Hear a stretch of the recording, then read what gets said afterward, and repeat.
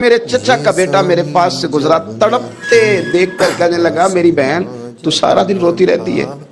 تو میں نے کہا بھائی تمہیں کیا بتاؤں، اس کا شوہر چلا جائے، بیٹا جدا ہو جائے، وہ کیا کرے گی؟ فرماتے اس نے جا کے میرے باپ سے، اپنے والد سے، میرے خاندان والوں سے کہا اس کی سزا کب ختم ہوگی؟ اس غریبنی کا قصور یہ ہے کہ یہ مدینے والے کا کلمہ پڑھتی ہے، اس کی غلطی یہ ہے کہ یہ مسلمان ہو گئی ہے، دین حق قبول کر لیا، کیوں نہیں تم خیال کرتے؟ کہتے ان کے دل نرم ہوئے، وہ رضامند ہوئے مجھے مدینے جانے۔ پھر اس نے کوشش کی میرے سسرال پیغام بھیجے، کب بس کرو، اور بچہ تو چڑیا کا جدا ہو جائے تو وہ تڑپا کرتی ہے، اور تم نے ایک جیتی جاگتی ماں کا بیٹا جدا کیا ہے، وہ بھی نرم ہوئے، رب نے اسباب بنائے، میرا بیٹا مجھے ملا۔ کہنے لگے تو رہ جا، میں نے کہا نہیں، تم مسلمان نہیں ہو، تمہیں پتہ نہیں نا، میں یہاں نہیں رہ سکتی، مجھے مدینے ہی جانا ہے۔ اکیلی اتنا سفر، جنگلوں کا رستہ، پہاڑی رستہ طے کر لو گی؟ میں نے کہا میں کر لوں گی۔ جنہوں ویک کے ٹھر دیاں اکھیاں نے، جنہوں ویک کے ٹھر دا سینہ ہے، ربا تیری ساری خدائی چ ایک کی تے شہر مدینہ ہے۔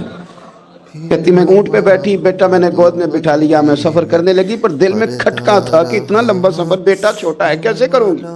کہتے مجھے عثمان بن طلحہ مل گئے، کہنے لگے کہاں جا رہی ہو بہن؟ میں نے کہا مدینے۔ کہنے لگے اکیلے جاؤ گی؟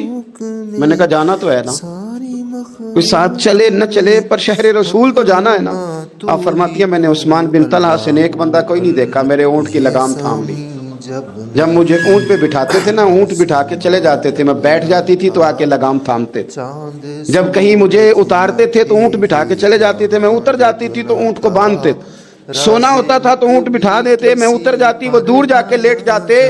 فرماتی تھی پھر میرے لیے میرے رب نے اسباب پیدا کیے اور میں مدینہ پہنچی، میں شوہر سے ملی، اور لوگوں میرے نصیب دیکھو، میں رہنے کہاں لگی؟ حضور کے مدینے میں، شہر رسول میں، شہر رہ پائے نظر ہوش میں آ، یہ کوہ نبی ہے، میں حضور کے حرم کی زمین اور قدم رکھ کے چلنا، ارے سر کا موقع ہے او جانے والے، مدینے کے خطے خدا تجھ کو رکھے، غریبوں فقیروں کے ٹھہرانے والے۔ کہتی ہے میں وہاں بسنے لگی۔ آپ فرماتی ہیں مسلمانوں شاید مجھ سے زیادہ تکلیف کسی نے نہ سہی ہو، پر دیکھو 1 سال پورا میں تکلیف میں رہی، اور جب میرا صبر سال کو پہنچا، صبر کی عمر 1 سال ہوئی، تو پھر رب نے بندوبست کیا، پھر میرے گھر والے بھی نرم ہو گئے، سسرال والے بھی نرم ہو گئے، رب نے میرے آنے جانے کے لیے ایک بندے کا بندوبست بھی فرما دیا، پھر میرا شوہر تک بھی میں پہنچ گئی، مجھے مدینہ الرسول بھی نصیب ہوا۔ 1 سال میں نے صبر کیا تھا، رب نے مجھے مستقل مدینے کا ٹھکانہ عطا فرما دیا۔ لیکن جو بندہ صبر ہی نہ کر پائے، جو صبر ہی نہ، جو کہ جی بڑی دور سے آیا ہوں، بڑی دیر ہو گئی، بڑا ٹائم ہو گیا، کب جا کے مسئلہ حل ہوگا؟ وہ جو آپ نے بتایا تھا وہ تعویذ کب اثر کرے گا؟ وہ دعا کب قبول ہوگی؟ وہ فلانا معاملہ کب؟ بھئی یہ ڈیٹ تو آپ کو رب رسول ہی دے سکتے ہیں، بندہ تو کوئی اطلاع ہی دے گا، پیغام ہی دے گا، دعا ہی کرے گا۔ اگر زندگی میں حوصلہ ہی نہیں ہوگا، اگر آپ کو یہ قرار ہی نہیں آئے گا، ٹھہرنا ہی نہیں آئے گا کسی میدان میں، دیکھیں کچھ ایسی اذیتیں ہوتی ہیں جو اذیت ناک ہوتی ہیں، لیکن اگر غلامی میں آ جائے نا آپ تو وہ اذیت ناک نہیں ہوتی، اس چبن میں مزہ آنے لگتا ہے۔ کئی درد بھی مزیدار ہوتے ہیں، کئی درد بھی، کبھی زخم ٹھیک ہونے پہ آ جائے نا تو اسے چھیڑو تو مزہ آتا ہے، اس لیے کہ کچھ درد بھی مزیدار ہوتے ہیں۔ آتش سے کسی نے کہا تو روتا بڑا ہے، اس نے کہا محبوب کی یاد میں تڑپتا ہوں، ابھی تو ایک دل ہے، میرے تو خواہش تھی کبھی 2 ہوتے نا تو صحیح کر کے تڑپتا، رب نے دل ایک بنایا، کہتا وہ مزہ دیا ہے تڑپنے کہ میری آرزو ہے یا رب میرے دونوں پہلوؤں میں دل بے قرار ہوتا۔ درد میں بھی مزہ ہے، پر شرط یہ ہے کہ لوگ درد میں بھی جینا سیکھیں۔ ہم نہ آرام میں جینا چاہتے ہیں، پنکھے کے نیچے جینا چاہتے ہیں، کاش کہ ہمیں صحرا میں بھی نیند کا مزہ لینے کا طریقہ آئے، پھر زندگی کے سارے راستے آسان ہیں، پھر اقرار بھی مشکل نہیں، لیکن چونکہ حوصلہ نہیں، صبر نہیں، وہ والا قرار نہیں جو ایک مسلمان سے رب رسول کا مطالبہ ہے۔ حدیبیہ کے موقع پہ نا نبی پاک صلی اللہ علیہ وسلم نے جو شرطیں کافروں کے ساتھ طے کی تھی نا، حضور نے نور بصیرت سے کی تھی نا، تو انہی شرطوں نے پھر فتح کے باب کھول دیے۔ ان فتحنا لک فتحا مبینا، ایک شرط یہ تھی کہ اگر کوئی مسلمان مدینے سے مکے آئے گا تو مکے والے واپس نہیں کریں گے، رکھ لیں گے۔ پھر غور کریں، کوئی مسلمان اگر مدینے سے مکے آئے گا تو مکے والے واپس نہیں کریں گے۔ اور اگر کوئی بندہ مسلمان اپنے آقا کی مرضی کے بغیر مسلمان ہو جائے اور وہاں سے وہ مدینے آئے گا تو حضور پناہ نہیں دیں گے۔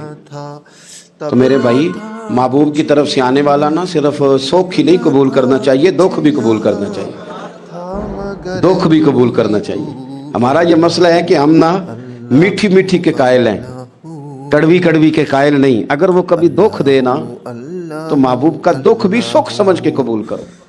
ہاں ہاں، اس کی طرف سے کانٹا ہے کبھی تو اسے پھول سمجھ کے قبول کرو، وہ چبھے گا نہیں، انشاءاللہ مزہ ہی دے گا، وہ قبول تو کرو نا۔ تو اب حضرت ابو بصیر رضی اللہ تعالیٰ عنہ ایک صحابی تھے، ایک تو حضرت ابو جندل رضی اللہ تعالیٰ عنہ تھے نا، تو وہ تو حدیبیہ میں آ گئے، حضور مجھے لے جائیں، تو نبی پاک نے فرمایا میں نے وعدہ کر لیا ہے، ان کو بھی حضور نے واپس بھیج دیا۔ اور یہ بیچارے نا اپنے آقا کی جیل توڑ کے مکے سے بھاگ کے مدینے آئے، یا رسول اللہ مجھے قبول کر لے، میں بھاگ آیا ہوں، وہ بڑا ظلم کرتے ہیں، مارتے ہیں، تکلیف دیتے ہیں۔ وہ آئے تو ادھر سے نا اس کے مالک نے ایک دو بندے بھی بھیج دیے رکا دے کے کہ یا رسول اللہ آپ کا تو وعدہ تھا کہ آپ بندہ رکھیں گے نہیں۔ یہ آئے اور رکا بھی آ گیا۔ اب ذرا منظر کو سمجھے۔ ہمارا تو یہ مسئلہ ہے کہ کہتے ہیں کہ میری 99 باتیں مانی ہیں، ایک نہیں مانی، لہذا میرا تعلق ہی کوئی نہیں۔ لیکن یہاں کیا کیفیت ہے؟ بندہ رو رہا ہے، تڑپ رہا ہے، حضور میں مار سے بچتا ہوا آیا ہوں، جیل توڑ کے آیا ہوں، مجھے قبول کر لیں۔ ادھر رکا آ گیا کہ آپ کا وعدہ تھا رکھیں گے نہیں۔ اب یہ کتنا مشکل مسئلہ ہے، لیکن رسول پاک علیہ السلام نے فرمایا ابو بصیر میں نے وعدہ کیا یار تجھے واپس جانا پڑے گا۔ اوئے ہوئے، لوگ تو کہتے ہیں نا کہ وہ پیر صاحب نے کہا تھا تو میرا کام نہیں ہوا لہذا میری بیعت ہی گئی، چھٹی ہو گئی، ماحول ہی بڑا عجیب ہے۔ حضور نے فرمایا واپس جا، لیکن جے کر یار دے نام دا ملے مینا، پھر انہوں چولی پا لئیے مینے نو انجے سٹیے نا، جے کر یار دے نام دا، سامنے والے نے تانا سمجھ کے دیا تھا پر یار کے نام کا تھا، اس نے کہا لا صحیح سونے کے نام کا ہے نا، تانا ہوا تو کیا ہوا، جے کر یار دے نام دا ملے مینا انہوں چولی پا لئیے پنجے سٹیے نا، جے کر یار دے نام دی ملے سولی پھر چوٹا چوٹ لئیے تے پیشاں ہٹیے نا، چوٹا چوٹ لئیے۔ اب لکھنے والے کا بھی اپنا انداز ہے نا، کہتا ہے یہ بھی میرے لیے چولہا ہی ہے، یہ بھی آرام کی جگہ ہی ہے، چوٹا چوٹ لئیے تے پیشاں ہٹیے نا۔ حضرت ابو بصیر رضی اللہ تعالیٰ عنہ سے حضور نے فرمایا واپس جانا ہے، کہ سونے ٹھیک ہے، کوئی شکوہ نہیں، کوئی گلہ نہیں، یہ بھی میرے محبوب کا حکم ہی ہے۔ پر کیا بات ہے، میرے نبی وعدوں کے پکے ہیں، کیا بات ہے، حضور نے جو کہا کر کے دکھایا۔ کہتے ہیں میں واپس جا رہا تھا، ایک دو بندے ساتھ تھے، جب مدینے کی حد گزر گئی نا، حضور نے تو کہا تھا نا مدینے میں پناہ نہیں دینی، تو میں نے اس سے کہا یار تلوار بڑی سونی ہے ذرا دکھانا، اس نے دکھائی تو ایک کی میں نے گردن کاٹ دی، دوسرا ویسے ہی بھاگ گیا، اور بھاگ کے حضور کے پاس آیا، جو اس نے تو مار دیا۔ تو سرکار فرمانے لگے میں نے تو وعدہ پورا کیا تھا نا، تم سے نہیں سنبھالا گیا تو معاملہ تمہارا ہے۔ اب حضرت ابو بصیر رضی اللہ تعالیٰ عنہ واپس آئے، عرض کی حضور اب میرے لیے کیا حکم ہے؟ حضور نے فرمایا میاں حکم وہی ہے، مدینے میں ہم نہیں رکھ سکتے، تو مدینے میں صحابہ تھے نا، حضور کی باتوں سے خوشبو لیتے تھے، مدینے میں نہیں رکھ سکتے۔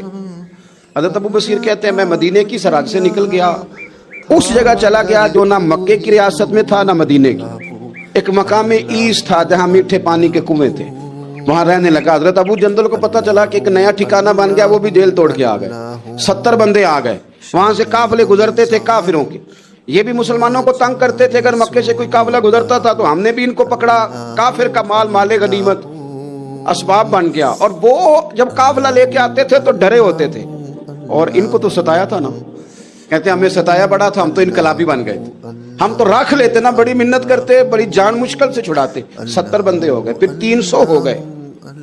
ابو بصیر کہتے ہیں دنیا مدینے جاتی تھی لیکن ہم تڑپتے تھے، ہم تڑپتے تھے، روت لنگ گئی ہے پھر باہر آتی تے اجے چٹھیاں مدینے ہو آئیاں نہیں، ہم تڑپتے تھے کہ یار کوئی موقع ملے، روز رات کو روتے تڑپتے۔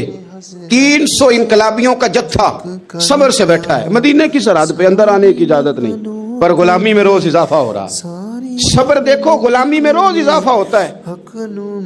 تنگ آ گئے کافر، پہلے بڑی ڈینگیں مارتے تھے کہ دیکھو ہم نے کیسی شرط منوائی ہے، کیسی شرط منوائی ہے کہ ان کا بندہ آئے گا تو ہم واپس نہیں کریں گے، ہمارا جائے گا تو انہیں کرنا پڑے گا۔ پھر اتنے تنگ آئے کہ خود آ کے کہنے لگے حضور مہربانی کریں یہ شرط تو ختم کریں، اور ان 300 کو تو مدینے بلائیں، مہربانی فرمائیں۔ حضور بڑے خوش ہوئے، آج غلاموں کے نام پیغام لکھا، غلاموں کے نام پیغام لکھا، چٹھی لکھی حضور نے۔ چٹھی کس چیز کی لکھی؟ آ جاؤ یار مدینے آ جاؤ۔ چٹھی آئی مدینے آنے کے لیے، حضرت ابو بصیر کے نام چٹھی گئی، آ جا یار مدینے، آ جا تیرے نام پیغام سب لائی ہے سرکار نبی سے، اور آیا ہے بلاوا مجھے دربار نبی سے۔ پیغام آیا۔ حضرت ابو بصیر اتنے بیمار تھے کہ نزع کا عالم تھا، لیکن اس عالم میں بھی انتظار تھا۔ اس آخری ویلے اکھیاں میریاں رات تک نہ تیرا، تیرا تے سجنا کچھ بھی نہیں جانا، یہ پا جاویں ایک پھیرا، تے سر میرے تے آن کھلوویں تے پھر پردہ رہ جائی میرا، سوکھا نکلے صاحب ظہوری، یہ ویخ لوے مکھ تیرا۔ حضرت ابو بصیر کو نہ وہ رکا گیا، حضور کی چٹھی گئی تو یوں چٹھی پڑی، حضور نے فرمایا آ جانا، رستہ کھل گیا ہے، تو آ جا، کھل گیا رستہ۔ دعا فرماؤ مدینے کے رستے کھل جائیں، کرو نا یار دعا مدینے کے رستے کھل جائیں۔ کچھ ایسے ہیں جنہوں نے سارے دکھ سنانے ہی مدینے جا کے ہوتے، کچھ لوگ ایسے ہیں جن کے دل اور کلیجے پھٹنے کو آتے ہیں، دعا کرو رستے کھل جائیں۔ حضور نے فرمایا آ جا تیرا راہ کھل گیا۔ حضرت ابو جندل کہتے ہیں میں سرانے کھڑا تھا، حضرت ابو بصیر کے خط پڑھا، مسکرائے، اشارے سے کہنے لگے دیکھ میرے نبی کا خط ہے، حضور کی چٹھی میرے نام آئی ہے پڑھنا۔ میں نے بھی پڑھی، پہلے روئے پھر کلمہ پڑھا، پھر میرا ہاتھ تھاما، روح ہی پرواز کر گئی۔ ہمیشہ کے لیے، ہمیشہ کے لیے وہ ظاہری جسم کے ساتھ تو مدینے نہ پہنچے، پر قبر میں گئے تو مدینے والے کی زیارت نصیب ہو، قبر میں حضور کی زیارت نصیب ہو گئی، قبر میں۔ حضرت ابو جندل کہتا ہے میں نے جنازہ پڑھا، اور اسی مقام پہ جہاں انہوں نے انتظار کیا تھا نا، وہ مقام میں انتظار ان کا مزار بنا، مزار کے ساتھ مسجد بنی، مسجد کا نام مسجد ابو بصیر رکھا گیا۔ انہوں نے اس انتظار میں جان دے دی، پر صبر کیا، شکوہ نہیں کیا یارو۔ اتنی شکایتیں، اتنی شکایتیں، اتنے شکوے۔ ایک بات میرا اور کرنے کو دل کر رہا ہے، ایک صحابی تھے حضرت عاصم بن ثابت رضی اللہ تعالیٰ، جنگ احد میں نا حضور کے ہاتھ پہ موت کی بیعت کی، جنگ احد میں بیعت کی، سونیا تیرے نام پہ مرنا، ڈٹ کے لڑے۔ سلافہ بن سعد کے 2 بیٹے بدر میں قتل کیے انہوں نے۔ اس نے قسم کھائی کہ معاذ اللہ میں ان کا سر منگا کے تو ان کی کھوپڑی میں شراب پیوں گی۔ سلافہ بن سعد نے یہ قسم کھائی کہ میرے 2 بیٹے قتل کیے ہیں، میں ان کی کھوپڑی میں شراب پیوں گی معاذ اللہ۔ ایک قبیلہ غزیل تھا، انہوں نے احد کے بعد حضور سے کہا کچھ قاری ہمیں دے دیں، ہم نے قرآن سیکھنا ہے۔ تو نبی پاک نے کچھ بندے بھیجے، تو عاصم بن ثابت کو بھی بھیجا، لیکن انہوں نے دھوکہ کیا، وہاں جا کے ان کو گرفتار کر لیا۔ جب گرفتار کر کے مکے والوں کے ہاتھ بیچنے لگے تو حضرت عاصم بن ثابت نے تلوار نکال لی، فرمانے لگے میں کافر کا قیدی ہو کے جینے سے بہتر ہے شہادت کی موت مر جاؤں۔ کافروں کا قیدی لڑے اور فرمانے لگے میرے کمان میں تیر باقی ہے، میں لڑوں گا، اور اتنا لڑوں گا کہ تمہیں پتہ چلے گا مجھے لڑنا آتا ہے، اور فرمایا میں صبر کروں گا اور صبر کر کے دکھاؤں گا، میں ڈٹوں گا اور تمہیں ڈٹ کے۔ اکیلا بندہ میدان میں ڈٹ گیا، اکیلا۔ جب تیر ختم ہو گئے تو پھر نیزہ نکال دیا۔ یہ بات آپ کو اس لیے سمجھا رہا ہوں کہ کچھ لوگ کہتے ہیں جی میں اکیلا کیا کروں، تو یہ آخر میں یاد رکھیں کہ صبر آپ نے کرنا ہے چاہے اکیلے بھی رہ جائیں، حوصلہ کرنا ہے چاہے اکیلے بھی رہ جائیں۔ اکیلے لڑے، تیر ختم ہو گئے تو نیزہ نکال لیا، خوب لڑے۔ اب اس نے قسم کھائی تھی کہ میں نے ان کی کھوپڑی پہ معاذ اللہ کھوپڑی منگانی ہے، سار منگانا ہے، اور یہ جو لے جا رہے تھے دھوکے کے ساتھ یہ بھی بیچنے لے جا رہے تھے۔ تو جب تھک گئے نا اور چاروں جانب سے جسم میں تیر پہ وسط ہو گئے تو دعا مانگی، اکیلا بندہ اور صبر کا مقام، دعا مانگی، کہا اے اللہ میں نے آخری دم تک تیرے دین کی حفاظت کی ہے، اب تو میرے جسم کی حفاظت کرنا، ان کے ہتھے نہ چڑھ دیا میرا جسم۔ حضرت عاصم بن ثابت رضی اللہ تعالیٰ عنہ شہید ہو گئے۔ کافر قریب گئے جسم پکڑنے کے لیے، گرفتار کرنے کے لیے، سر کاٹنے کے لیے، تو شہد کی مکھیاں آ گئی، پورے جسم پہ قبضہ کر لیا۔ قریب جا ماشاءاللہ میرے پیارے دوستو، پھر ہم سر کاٹ لیں گے۔ شام تک چاروں جانب بیٹھے رہے، نہ کوئی ہوا آئی، نہ کوئی بادل برسا، نہ کوئی طوفان آیا۔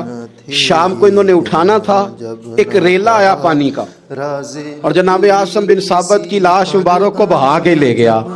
میرے رب نے اس میدان میں بھی یہ بتلایا کہ جو صبر کرے نا رب اس کے جسم کی بھی حفاظت فرمایا کرتا ہے۔ کہ جسموں تک کی آخری دم تک اللہ کی مدد ان کے سامنے حال رہتے. ربنا افرغ علینا صبرا وثبت اقدامنا فانصرنا علی القوم الکافرین. شان رمضان قرآن مجید نے بارہا تذکرہ فرمایا. اللہ قرآن پاک کسی چیز کا ایک بات بھی ذکر کر دے تو وہ چیز ہمارے لیے دستور حیات اور منشور زندگی بن جاتی. لیکن اگر اللہ تبارک و تعالیٰ کسی چیز کا بار بار تذکرہ فرمائے تو معنی یہ ہے کہ اس کی ہمیں بہت ہی زیادہ ضرورت ہے. اللہ ان چیزوں میں سے ایک چیز صبر ہے.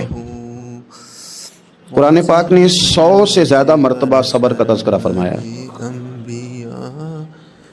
اتنی بڑی بات کو سمجھیے گا کہ 100 سے زیادہ مرتبہ قرآن پاک نے تذکرہ کیا ہے صبر کا، اور مختلف انداز میں. کہیں فرمایا کہ وَبَشِّرِ الصَّابِرِينَ، اے محبوب صبر کرنے والوں کو خوشخبری سنا دیجیے. کہیں فرمایا اِنَّ اللَّهَ مَعَ الصَّابِرِينَ، بے شک اللہ صبر کرنے والوں کے ساتھ. تو تو ہی تو اللہ اللہ. السلام علیکم دوستوں، میں ہوں بلال حسین اور آپ دیکھ رہے تھے میرا یوٹیوب چینل ماشاءاللہ. اگر ہمارے چینل کی ویڈیو اچھی لگی ہو تو ہمارے چینل کو ضرور سبسکرائب کریں اور گھنٹی والے نشان کو دبائیں. جزاک اللہ. اللہ رب العزت آپ تمام دوستوں کو اپنی حفظ و امان میں رکھیں.